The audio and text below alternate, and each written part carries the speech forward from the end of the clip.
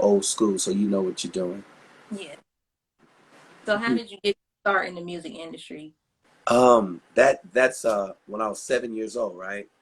And I heard Smokey Robinson. I heard his voice. You really got a hold on me. I know you really got a hold on me. When I heard that, I literally wanted to be him because he was so charismatic, so beautiful as a man. And I was just a 7 year old boy. So what I started doing was learning all of his songs. Every song in his catalog I knew.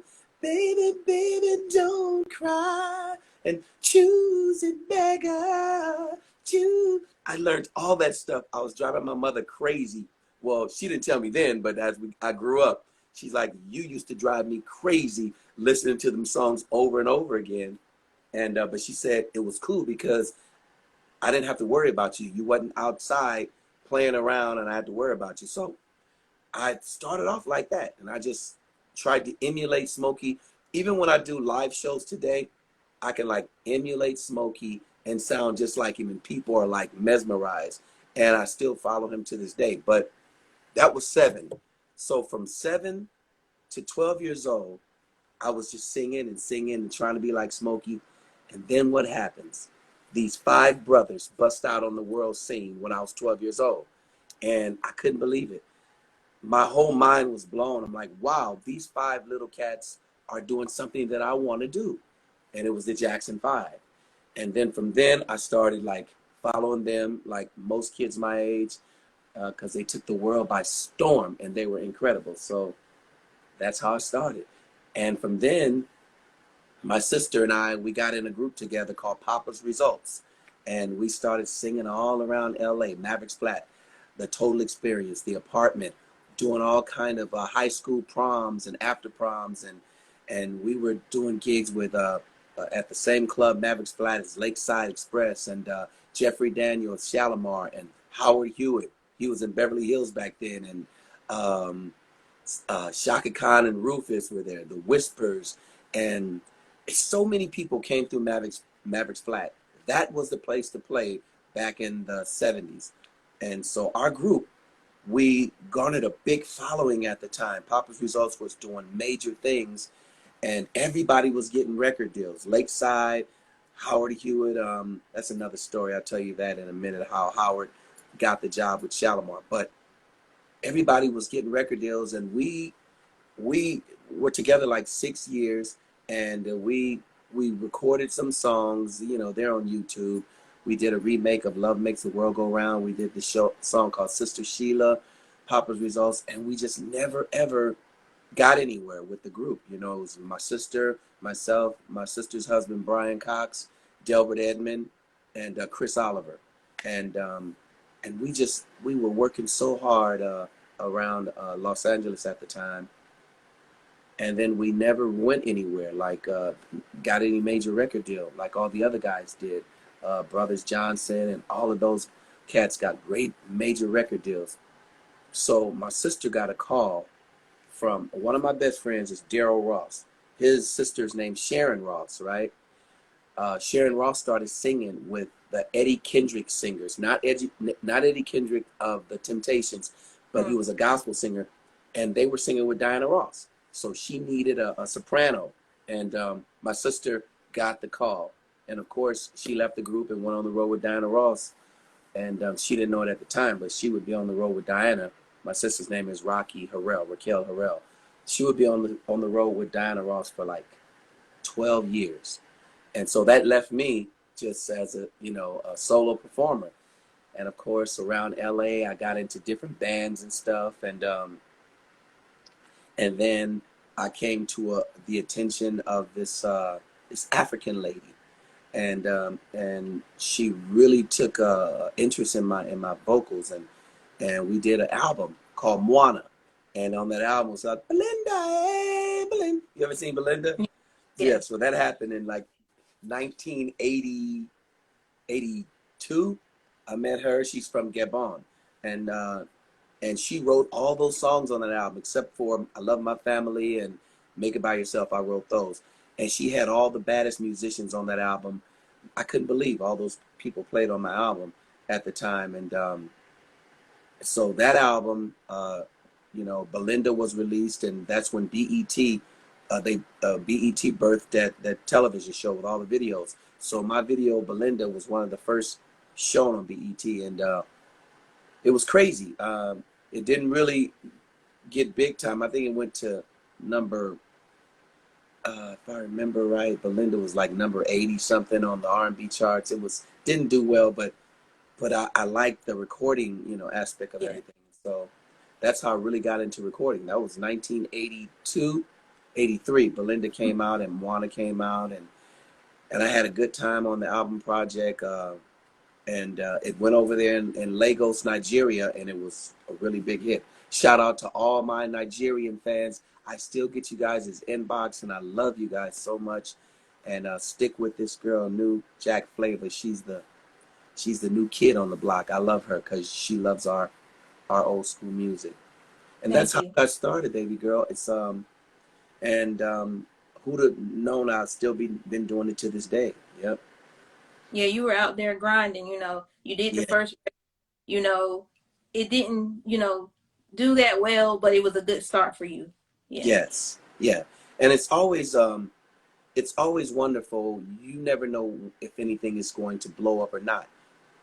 But I didn't get in the business. You got to remember, I didn't get in the business when I was 7 years old to blow up. I didn't know nothing about blowing up. I didn't know nothing about girls liking you because you can sing. I was a 7-year-old boy. But Yeah. all the other stuff comes with it. And I'm not gonna say that I'm glad I didn't blow up, but I think the frame of mind that I was in at the time, had I got to be a big star, I would probably not be alive right now, because it comes along with all the leeches Yeah. and the drugs and the over drinking, and I'm proud to say, because of my mother, I never done drugs and never got to be a cold-blooded alcoholic like that, because my mother gave me a foundation. I was raised as one of Jehovah's Witnesses, and so although I strayed back in the early days, I ended up coming back to my roots as being one of Jehovah's Witnesses, and that's my life now.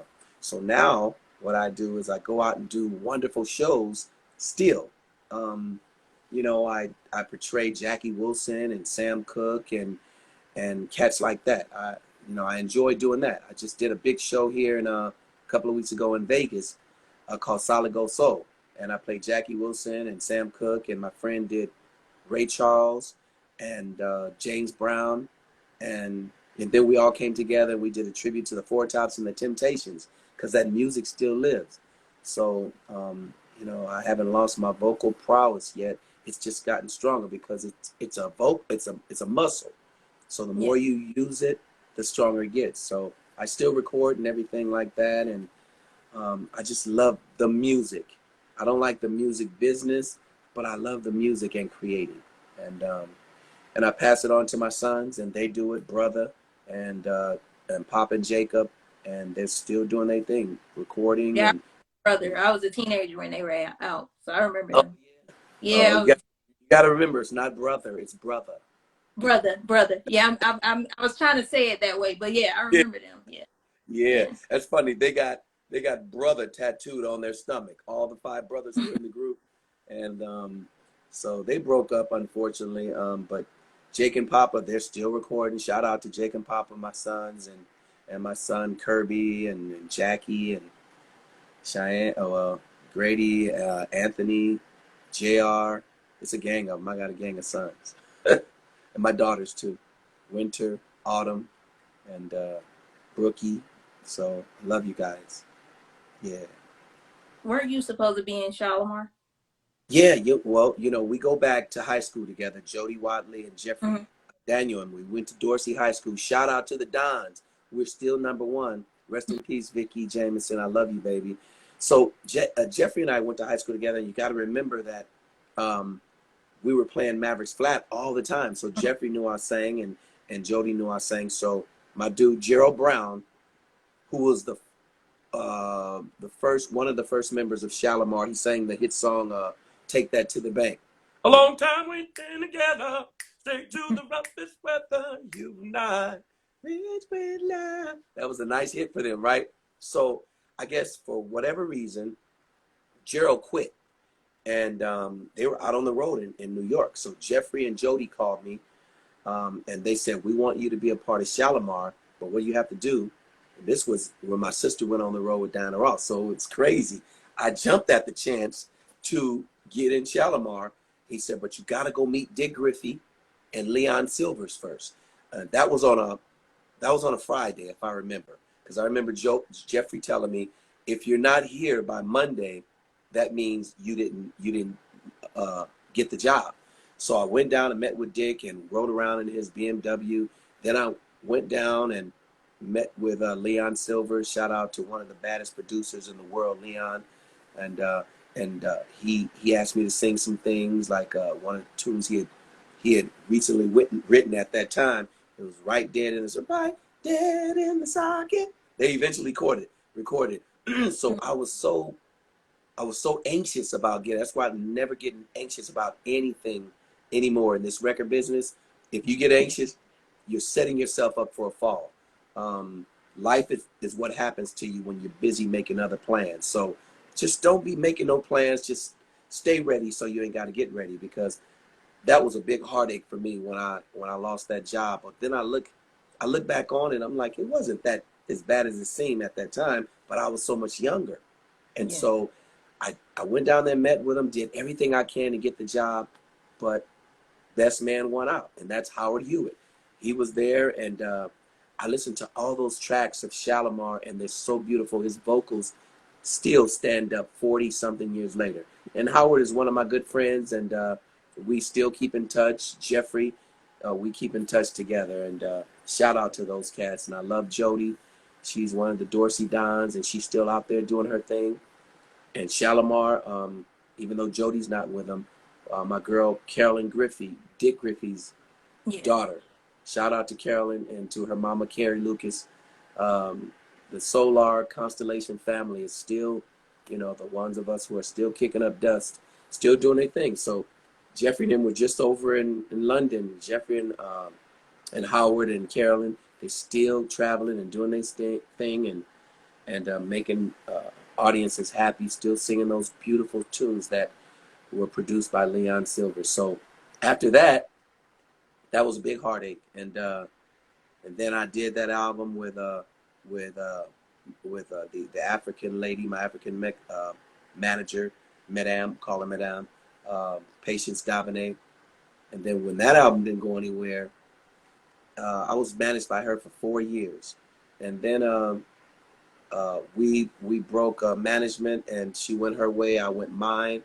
I'm still singing, and I'm married right now to my second wife, Pop and Jake's mama, and I'm just not doing much musically. I think I Yeah. started dancing on Soul Train for a little while because it's right there in LA. So anybody grew Yeah. up in LA, if you can dance and you knew how to sneak on the set, then you got, but I was always doing little shows with bands and stuff like that, not making no money, but having a good time.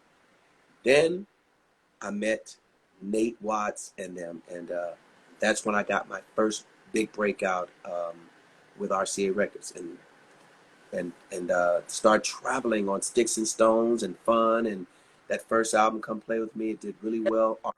Yes, that one. Yes. And Sticks and Stones went to #4 on the Yeah. R&B charts. And, Bob Buziak, who was the president at the time, he did not want Sticks and Stones to be the first single. And we fought, me and Andre, we fought to get that the single. He said, I tell you what, I'm going to listen to you guys. If it goes to #4 on the R&B charts, we'll cross it over to the pop charts. And obviously, they never did. And that's another thing I hate about music. It's so segregated, You Yeah. got the R&B charts, you got the pop charts. It's just ridiculous, And of course, we know that R&B charts are one thing, but when you cross over to the pop charts, Yeah. it's like from here to there, you blow up big time. Yeah. But they never crossed it over, and then they released the second single, and that did worse. Fun, which we had a Yeah. wonderful, beautiful video. Yeah. I love the video. Yes, we had a good time. Yeah. Yeah, but it only went to 27 on the charts, I and feel like it should have been in at least the top 10, like the other single. I feel like it Yeah. was it was it could have been bigger fun. It was a real good track. Yeah. And the thing is, one of my best friends, his name is Thomas Lyle. Thomas Lyle produced that song. Rest in peace, Thomas.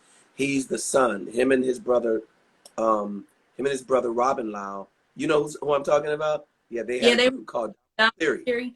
Yeah. Yes, yes. And we were all one family because we were all under the umbrella of Tinseltown Productions with Andre Cleveland, my friend from high Yeah. school.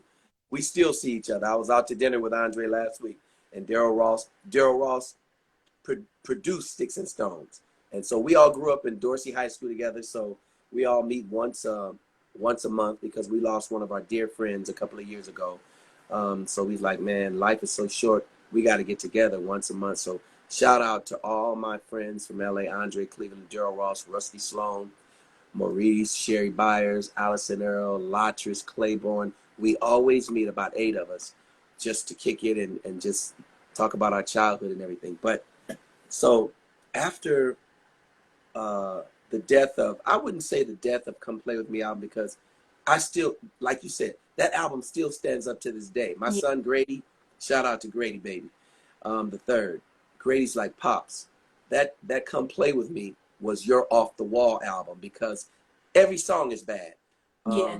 And Put This On Your Mind would have been, the third single would have been so sweet, but Yeah. record companies, they just, they throw it up against the wall. And if it don't stick, they don't really put a lot of, I just don't know. We did what we had to do for that album, but the company, RCA, didn't push it. And they didn't push a lot of their artists back then. Like, I was listening to your interview with Bobby a few weeks ago, and shout out to Bobby, one love, girl.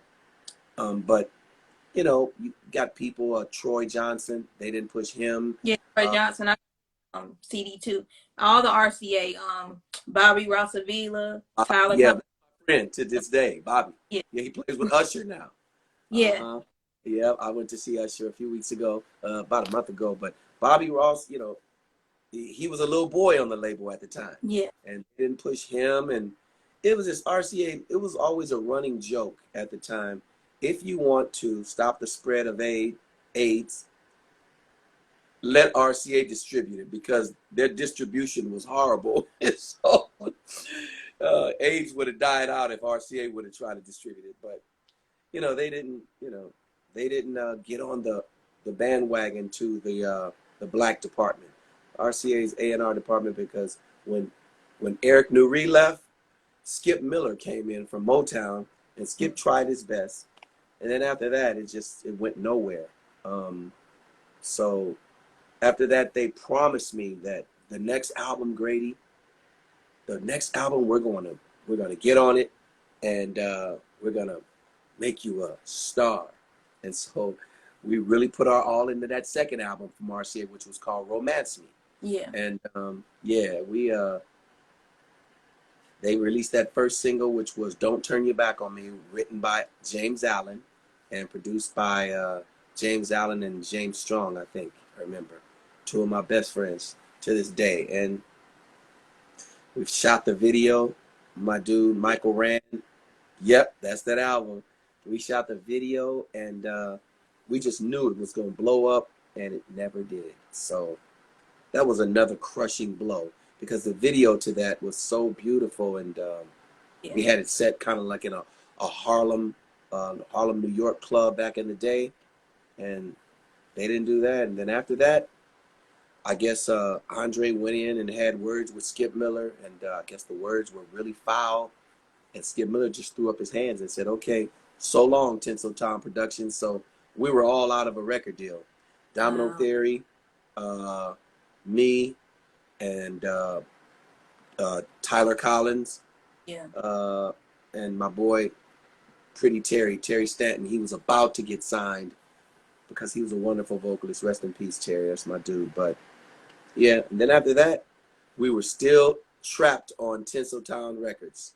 And so nobody could get a record deal. I guess Andre was trying to get another big production deal with another record company, but it never happened. And so we all just scattered. And then I started teaching my sons how to sing. Grady and Anthony JR, they were kids at the time, so I was nurturing them. And it's funny how life happens when you're busy making other plans. And so with Sticks and Stones, I was really traveling and doing a lot of shows at that time with different artists, all the big artists. Because when you have a #4 hit, you're Yeah. constantly traveling, and it was a lot of fun, but it was tiring as well. Like Bobby said, I can attest to what she said. When you try to break a new single, you Yeah. have to go to so many record companies and so many states and get up early in the morning and do all these interviews like I'm doing with you now, but you're doing it live on the radio. And then you have to visit record stores at the time, and people come in and get autographs, and then you may have to do a show that night at a club. So the radio station is promoting you. Yeah, Grady Harrell will be at this club tonight, whatever the biggest club is at that time in that city. So those promotional tours was really, really um, a lot of exerting a lot of energy. So you would have to be young because it was, I was tired. I was like in my, shoot, I was like in my early 30s at the time, 31, 32. But it was crazy. And so after RCA, I started nurturing my babies and try to bring them up. And then they started doing commercials, and I was just being a father and doing different shows with them in LA. And and then I had a manager at the time. His name was Tony Jones. Tony was the cousin of Suzanne DePaz. And Tony called me out the clear blue and said, "Hey, man, I know you got these talented boys. They're doing a story about the life of the Jackson Five. So uh, for you to escape all the other kids coming in, I'll let you guys in the back door so they can audition." So of course I started taking them to the auditions of the Jacksons and American Dream, that show that came out I think in 1992 on ABC TV. And Jermaine Jackson and his wife at the time, Margaret, they were producing it along with Suzanne DePaz. And so I was taking the boys on audition after audition, and my daughters and my niece, Kanela, I was taking them, and they said, "Okay, we want to see," I think 3 or 4 callbacks later, they said, "We want to see maybe possibly little Grady playing Jackie, and Anthony playing a young Michael, and Cheyenne and Jacob playing young, I forget what it was. And then we want to see you." And I'm like, "Well, I didn't audition." They said, "Well, Jermaine Jackson said you look a lot like Jackie Wilson. Do you know any of his songs?" So I lied and said yes. So the next day, it's so crazy. They said, "Okay, prepare a song." And I was nervous as I don't know what. And so I prepared a song, and the song, "Your love lifting me higher than I've ever." I practiced that one, and I pushed my collar up like Jackie would have done, because I just remember they said that people said that Elvis stole a lot of Jackie's stuff. So I just pushed my thing up. I didn't have to do nothing with my hair because it's so woolly and long. I just did that, and I was scared to death. And I took the kids as well because they had to go over dance moves with Michael Peters, one of the baddest choreographers in the business. Rest in peace, Mike. So they went in another room to rehearse the dance step for all the kids. And I'm in this room alone with Jackie. I'm sorry, with Jermaine, Margaret, Mrs. Jackson, Michael's mother, and the director. I forgot who she was. I know Suzanne DePass wasn't there. So I sang that song, and then I got go figure. My kids didn't get none of the on-screen roles for none of the Jacksons, but my son Anthony did get the song singing all the Michael parts. So when you hear Michael Jackson from an early age up singing "Climb Every Mountain" in Kansas City, that's really Anthony Harrell. And so, but I got the on-screen to do Jackie Wilson, which was, after that aired, that's why I say life is what happens. Who'd have thought? I still think about it, that I would be still doing a tribute to Jackie Wilson. I never ever intended to do no Jackie Wilson tribute. I didn't even know that. Coming up in LA, I had no idea that people do tributes to people in Las Vegas. and make more money than a lot of people with hit songs. Yeah. So I'm like, I get this call from this lady to do a play called Stop the Noise, Bring Back the Music. And that was right after the Jackson miniseries aired and all the hoopla. And I got that. I started touring with this play, doing a tribute to Jackie Wilson. And ever since then, people have been calling me to do Jackie Wilson. And then they started saying, well, do you know any Sam Cooke? I'm like, I know Sam Cooke like the back of my hand. And I started just doing Sam Cooke, Jackie Wilson, and anybody else who wants to, I can't believe that a couple of years ago, some guy called me, do you know any Bruno Mars? And so I never say no anymore. So I say, yeah. So I put on like this curly wig because Bruno's hair is really long around here. When mine isn't, I just cut mine off around here. But I always keep, my sons always, uh, they always rag on me and talk about my conch, right? Like, Pops, when you gonna cut that conch off? We're in 2021. So I always tell them, I'll cut this conch off as soon as this conch stop making me that paper.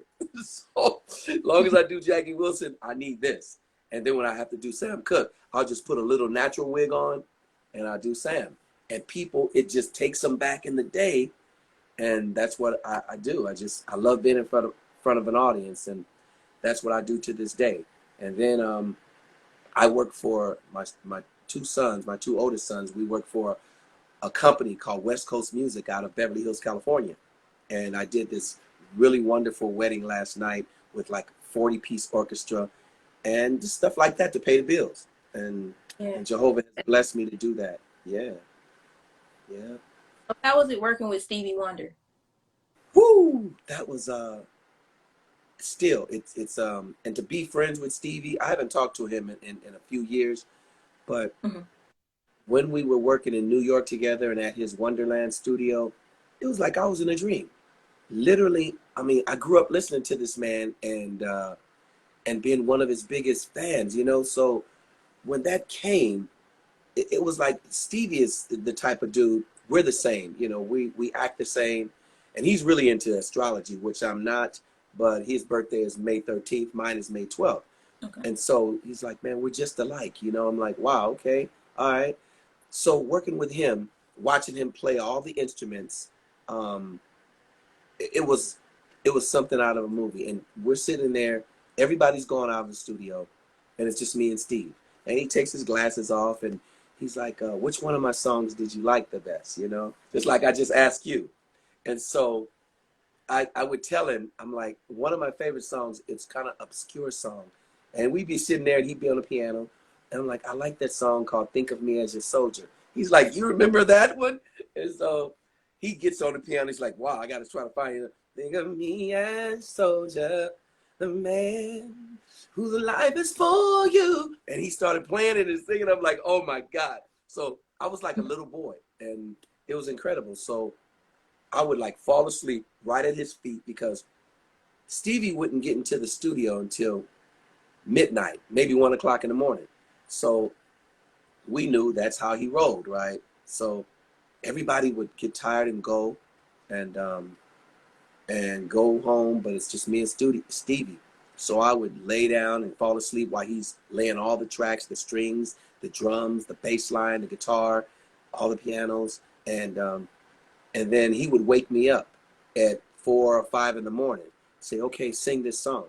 That If Ever song on that album. I'd sing you a song. I'm just doing Stevie on that song. He gave me a cassette at the time because he woke me up at 4 in the morning, and this is without no vocal exercise, no none of that. I just went into the booth and I tried to sing it. I'm like, I sing you a song without a word. And it's like, Stevie's like, come on out of there. Let me show you how to do it. So Stevie went in there, sing that song like a baby. And I'm like, what the heck? At 4:30 or 5 in the morning, literally, sang that song and sang the heck out of him. Like, this dude is phenomenal. So then he said, look, just take that back to the hotel and learn that, and we'll lay it like tomorrow night or the night after. So I took it back. And so when you hear If Ever, I'm emulating Steve, what he did on that cassette. If I'm trying to sound like him. until the end, when I just started ad-libbing a little bit, I put a lot of my own stuff on there at the end. But Steve, man, he's like he's out of this world with that talent. And Yeah. shout out to Stevie Wonder. I love you, Steve. He's incredible. And then he produced that duet with me and Tyler Yeah. Collins. You and I, you and me, or you and me. You and me. Yeah. Yes. And that was beautiful. That was. Yeah. You would think that RCA would just play off the Stevie Wonder production and release that tune just because it was written and produced by Stevie Wonder.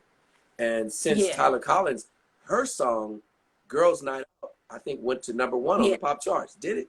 I think it did. Yeah. And my friend Daryl Ross produced that too. Daryl Ross produced Girls Night Out, and I just couldn't understand why Tyler didn't blow up as well. You know? Shout out to Tyler. I haven't talked to her in years. I lost contact with her. I don't know what she's doing now, but she had it all. I mean, grace, charm, just the charisma and the vocals and the beauty.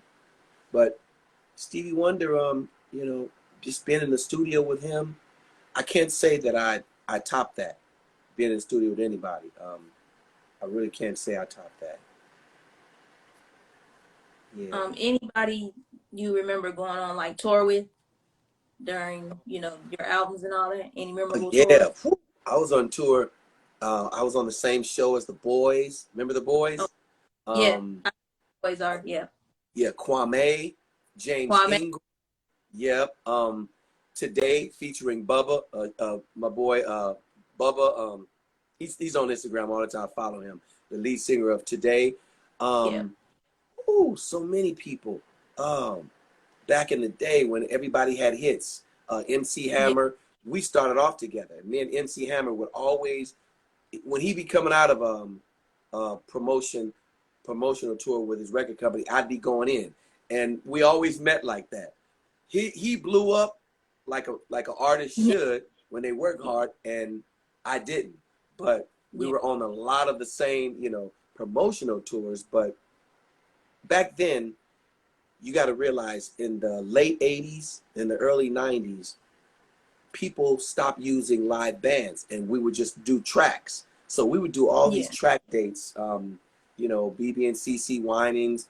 Ran into them on it was just beautiful. They were just coming out at the time in 1989. So that was the fun thing. But when I really appreciate, because in one of my stints, I started touring with a band called the Daz Band. Wanna see you with me, and treat you right. Give me just a minute of your time tonight. So I started touring with the Daz Band, right? I was their lead singer because Skip had, for some reason, quit. That was out of this world. So we would tour with Zap, Rolls Royce, the Gap Band. One tour that really, really stays in my head, I'll never forget this. We were in New York, and we opened up for Run DMC at Madison Square Garden. That was, so Daz Band opened up, and the crowd was just, to perform in front of a New York crowd is crazy. I've never done that. So, and then being backstage, and see, I'm a kind of like a photographer myself. I got a great eye. So I used to keep my camera with me and take pictures of all the guys backstage partying, Gap Band, Roger Troutman, rest in peace, Roger. He was such a performer, man. I mean, that guy, whew, I used to, when we got off stage, the Daz Band, I would sneak out in the audience and sit in the front row for Roger Troutman and Zap to come on, because their concert was so funky. And I would be screaming like a little girl. And Charlie Wilson and his brothers, you know, Ronnie and Robert, they put on a hell of a show. So that was like incredible, being on the road with the Daz Band. Shout out to Bobby Harris, who hired me at that time. And then in 2004, I get a call from Sammy McKinney. And that's why I say to all the youngsters, if your career's not taking off, there's always so many wonderful things you can do in the music business. I always forget a lot of things I've done. I get a call from Sammy McKinney, rest in peace, Sammy. He's a writer, songwriter, and I did a lot of demos for him. And he's like, Grady, you ought to go on the road with Patti LaBelle. And I'm like, really? He's like, yeah, man, all her background singers quit, whatever. Well, now I know why they quit. So shout out to Miss Patty. She's sweet. Just don't pay enough paper. Anyway, so I he called her on the phone. He said, Miss Grady, sing something for Miss Patty. And so I think I said, it's pretty baby when the high goes on. You give me fever like I'm never ever. I sang that for her, right? And she's like, oh, Grady, come on the road with me.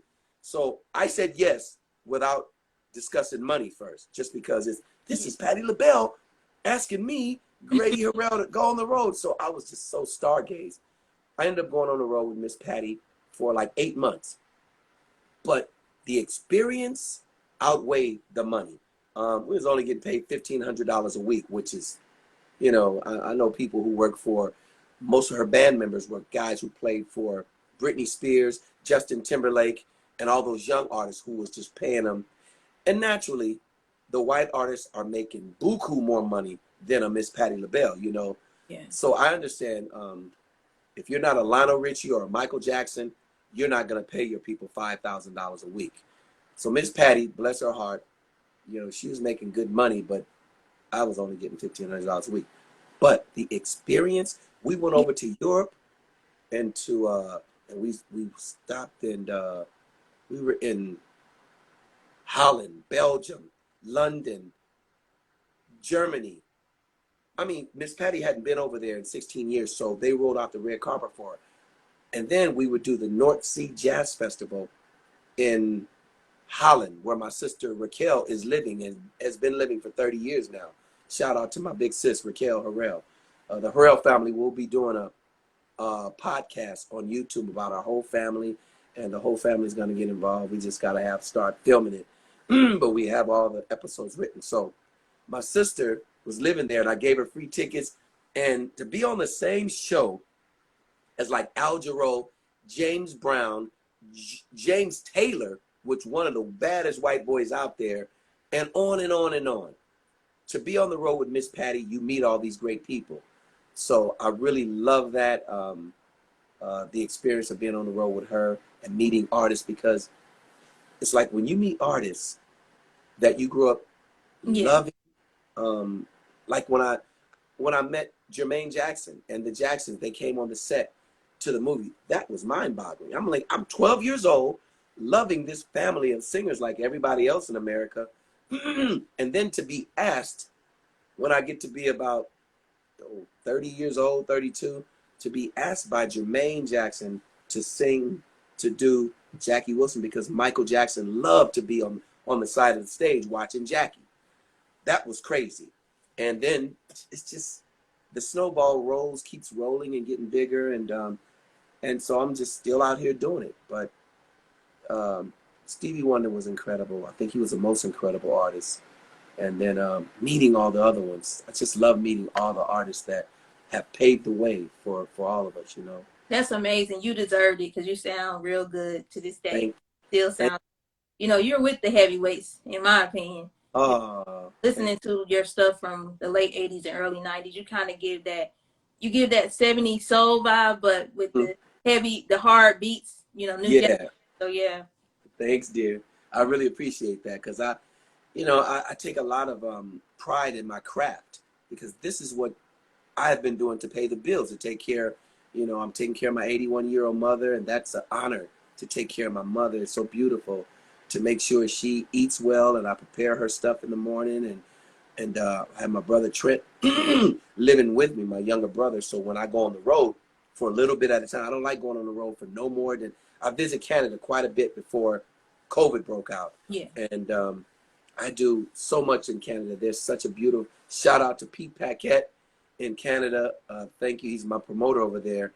And see you when you open back up at the end of the year. But the Canadian audience is so beautiful. So to still be singing at 64 years old is incredible to me. Yeah. I love it. And Jehovah has sustained me, and I do my exercises on my voice because I think 2.5 years ago, I was doing so much musically. I had a show here on the Strip in Vegas. called Solid Gold Soul, which I did 5 nights a week. I did Jackie Wilson and Sam Cooke. And my friends, they did, we were on the Strip for almost 3 years. Did Ray Charles, Dionne Warwick, James Brown, Smokey Robinson, and the Four Tops. So that was 7 acts in a 90-minute show. Plus, I was doing West Coast music. I've been with West Coast music for 21 years. And we do all the big weddings, the beautiful weddings for all the rich folks. And that's another experience that's out of this world. Then I would go to Canada. So my voice, unbeknownst to me, it was taking a toll on me. So one day I woke up, I was straining over and trying to overcompensate. I think I strained, and it felt like somebody squeezed some water on something in there, like something burst, you know? Yeah. And so when I got home, I was trying to overcompensate, but I started talking like that, right? I was talking like, I couldn't talk like I'm talking now. I was talking like, literally talking like that. So I'm like, oh no. And so I was encouraged by someone, you better go see an ear, nose, and throat doctor. So I went to him, and he stuck this tube in my nose, and he got a film of my vocal cords. And I was scared to death because I'm like, oh no, I probably got to get a real job now, right? So he said, well, you have a little polyp on your throat. So me asking like a dummy, will it just go away by itself? He said, no, you need surgery. And I'm like, oh, goodness, I need surgery. He said, yeah. And so I'm like, oh, doc.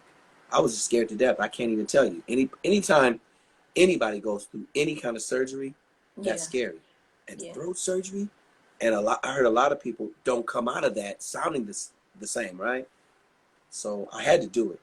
And I went to the surgery. It was about an hour. And when I woke up, it seemed like it was just a minute because I heard them talking. They gave me the propofol to fall asleep, but I heard them talking, and that was weird. And so I woke up, and I'm like, is it finished? He said, yeah, you can't talk for 12 days. And that's what happened. And living with my mother living with me, always Grady.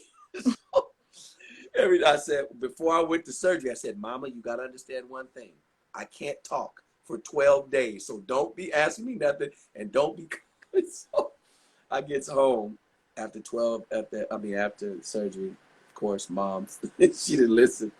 And shout out to Evelyn Harrell, Big Mama Red. Anyway, so after 12 days, I started doing my,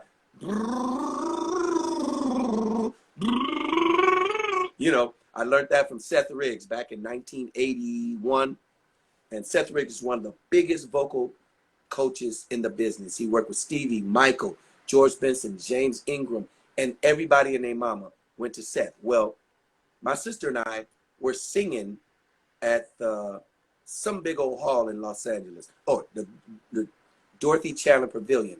My sister and I just happened to be singing behind this wonderful lady named Ann Jillian.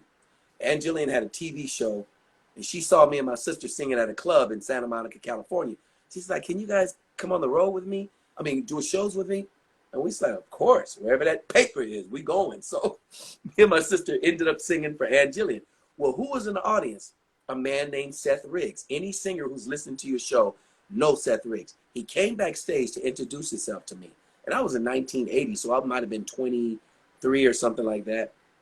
So he's like, look, young man, I don't have to tell you how to sing. You already know that. But come by my house, and I can give you some pointers. I went by his house, which wasn't far from where I lived on La Brea in Los Angeles. And he said, what I'm going to do, because you don't have to come back and pay me any money. I'm going to put this cassette in, and we're going to record our practice today. So I recorded, and for years I did. Even Stevie does that exercise 20 minutes before he go on. But what I stopped doing, I started thinking that, oh, I'm Grady Harrell. I got a great, strong voice. I started going to my gig on the Strip, cold turkey, my heart is crying, Lord. And I was singing all that stuff, and Jackie was singing that stuff in his 20s. I'm 60 years old singing this stuff, just cold turkey. And then Sam, if you ever change your mind, just like I'm going cold turkey now, so I'm gonna stop. So I ain't done no exercise today. But I would do that, you know, and it's hard on the vocals, right?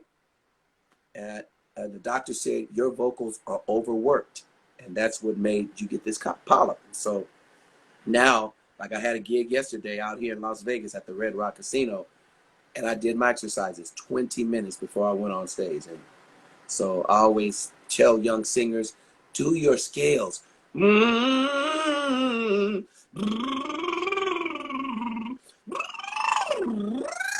It helps so much, and you'll sound like pure deep butter when you go on stage.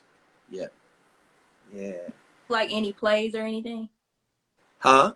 Any plays? Like any musicals? Have I done it or do I like them? Have you done any?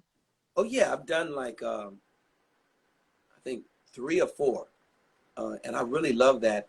I just don't like the traveling to different cities. You know, I like to do it right here at home in Vegas. I moved to Vegas in 2005 because it's so much. The quality of living is a lot better than my hometown in Los Angeles.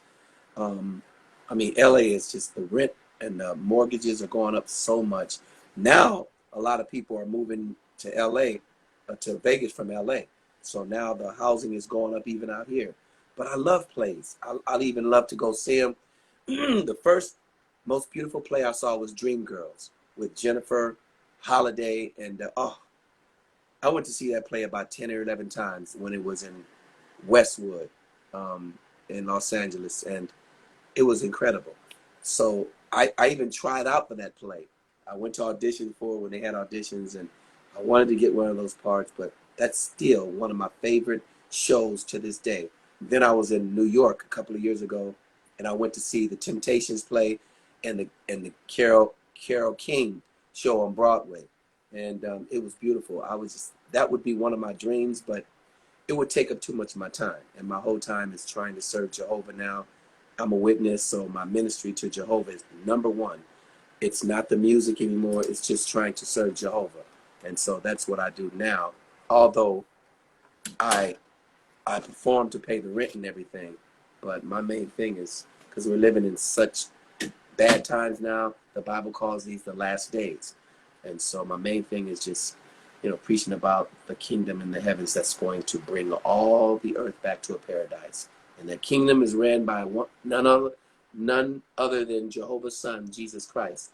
So, you know, that's what I enjoy doing that, me and my family and my sons. Yeah.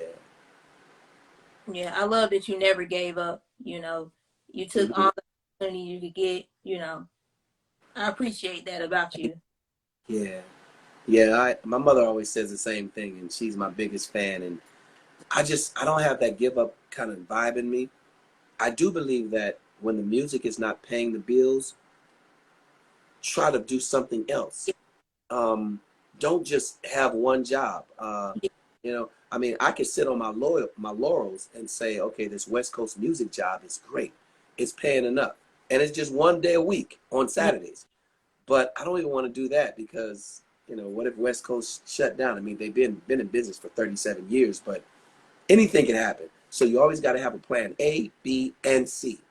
And it's just, I'm just blessed to be able to still perform and dance at a high rate. Yeah. Yeah, you can't just stick to one thing, you know. You got to No. find news too, you know. Yes. Yep. Whether it's acting or dancing or singing, I'm talking about in this creative music business. You got to know how to do that all. That's a no-brainer. Yeah. And so I've learned how to do all those things over the years. I've met the greatest dancers, and they've given me pointers. I look at videos of people, and if you're going to be in our business, you have to do that. And one of the baddest cats ever lived was Michael Jackson. Yeah. And all he did, he was the biggest thief in the world. Michael he stole something from Fred Astaire, James Brown, Jackie Wilson, but Jeffrey Daniel, because Jeffrey taught him how to pop lock and all that kind of stuff. Yeah. That's one thing I respect about that boy, Michael. Rest in peace, dude. The baddest entertainer to ever live. Yeah. He stole something from people back in the 50s, 60s, 70s, 80s, and he just went on to put his MJ spin on it and just blew up to, you know, and he's still one of the baddest that I've ever seen in concert since I went to the very first Jackson 5 concert at the Forum when I was 12 years old, me and my sister.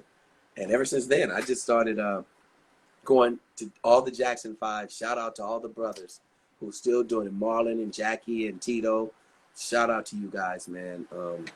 And shout out to Jermaine, who hired me for the Jackson miniseries, and young Randy. I love that family to this day, and I'm just proud to say I worked for him. Yeah. Yeah, Michael Jackson was definitely an inspiration to many generations. Yeah. My generation, so everyone knows who Michael Jackson is. Yeah.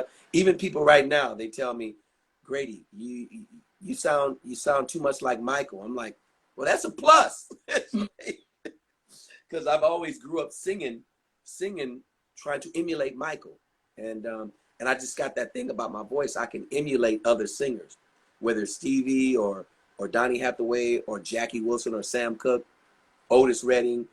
I can kind of make my voice sound like each of theirs. So when I do these songs at the wedding receptions or the weddings for West Coast Music, I look at the list they send. I'm like, okay, Bruno Mars, Justin Timberlake. The clients always send requests in of what songs they want played.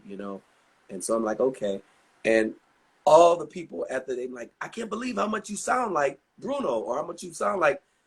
I can just do that from years of singing, I guess. And that's just a gift from Jehovah God. And I'm just thankful I can still use my gift. Yep. Yeah, your music is timeless, and I'm definitely gonna keep your music alive on New Jack Flavor. You're not forgotten about. Yeah. You're so sweet, and I'm just so proud of you and what you're doing, girl. You just keep doing what you're doing, and I'm gonna keep following you and supporting you. And whenever you need anything from me, let me know, okay? Okay, and thank you for giving me the opportunity to interview you on my platform. Thank you, baby. I love you. Stay in touch, okay? Love you too, and you have a good day. All right. Okay, bye.